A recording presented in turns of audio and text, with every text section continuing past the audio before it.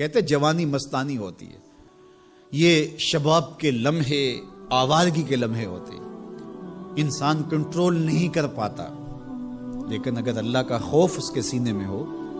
اس کی محبت اس کے رگو ریشہ میں محو نفوذ ہو، تو پھر جوانی میں توبہ کرنے والے اور جوانی میں اللہ کی رضا جوئی کے لیے کوشاں ہونے والے اللہ کی خاص رحمتوں اور کرم نوازیوں سے مالا مال ہوتے ہیں۔ ارشاد فرمائے ان شبابہ فیما ابلاہ، جوانی کے بارے میں پوچھا جائے گا کہ جوانی کہاں بسو۔ بعض نے یہاں ان جسدہ فیما ابلاہ، ابن حبان نے اور امام ترمذی نے جو حدیث روایت کی ہے اس میں یہ لفظ بیان کیے کہ جسم کے بارے میں سوال ہوگا، یعنی جسم کے ایک ایک عضو سے پوچھا جائے گا۔ تم سے پوچھا جائے گا تمہارے ہاتھوں نے کیا کیا، تمہاری آنکھوں نے کیا کیا، تمہارے کان کیا سنتے رہے، تمہاری زبان کیا بولتی رہی، تمہارے قدم اٹھ کے کن راہوں کا سفر کرتے رہے، تمہارے ایک ایک عضو بدن کے بارے میں تم سے پوچھا جائے گا۔ عمر کا ذکر بھی ہے اور جوانی کا ذکر بھی ہے، تو جب عمر کے بارے میں پوچھ لیا گیا تھا تو پھر جوانی کا الگ سے کیوں پوچھا گیا؟ تو کہا کہ جو جوانی ہے یہ عمر کا خلاصہ ہے، اور عمومی طور پہ گناہ کی زندگی جوانی کی زندگی ہوتی ہے، اور جس نے جوانی کو سنبھال لیا اس کا بڑھاپا بھی خوبصورت ہو گیا، اور جو جوانی کو سنبھال نہ سکا تو اس کے پلے پھر باقی بچا ہی کیا۔ اسی لیے ایک روایت میں آتا ہے ان اللہ یحب الشاب التائب، اللہ تعالیٰ جل شانہ توبہ کرنے والے جوان سے بہت زیادہ محبت فرماتا ہے۔ نوجوان شخص جب توبہ کرتا ہے خوشی سے اللہ کا عرش بھی جھومنے لگتا ہے، فرشتے بھی آفریں آفریں کرنے لگتے ہیں، یہ کون شخص ہے؟ تو جوانی کی توبہ اللہ کو بہت محبوب ہے۔ اسی لیے ارشاد فرمایا گیا کہ وَشَابٌ نَشَأَ فِي عِبَادَةِ اللَّهِ، وہ جوان جس کی جوانی اللہ کی عبادت میں گزرتی ہے، کل قیامت کے دن جب کوئی سایہ نہیں ہوگا اللہ اس جوان کو اپنے عرش کا ٹھنڈا سایہ عطا فرمائے۔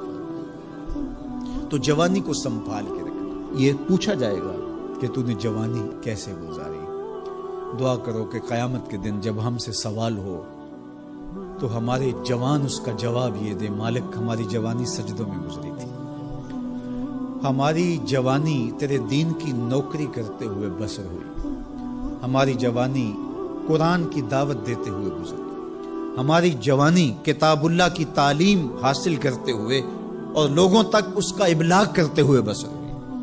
ہماری جوانی شرم و حیا کے دائروں میں بسر ہوئی، ہماری جوانی تیرے ذکر میں، تیری یاد میں، تیری محبت میں بسر ہوئی۔ تو وہ جوان جس کی جوانی اللہ کی یاد میں بسر ہوئی ہوگی تو پھر وہ اللہ کو عرض کرے گا کہ مالک جوانی تو تھی، شباب کی جولانیاں تو تھی، میرے معاصر میرے ہم عمر شباب کی لذتوں میں کھوئے ہوئے تھے، لیکن مالک میری پیشانی سجدے میں تیرے حضور جھکتی تھی اور میری آنکھیں تیرے حضور آنسوں کا خراج پیش کرتی تھی، پھر میرا مالک اس جوان کو کتنی کرم نوازیوں سے مالا مال کرے گا۔ جوانوں کو جو اس وقت میرے مخاطبین ہیں میں کہوں گا کہ اپنی جوانی کو اتنا ستھرا اور پاکیزہ بنا لو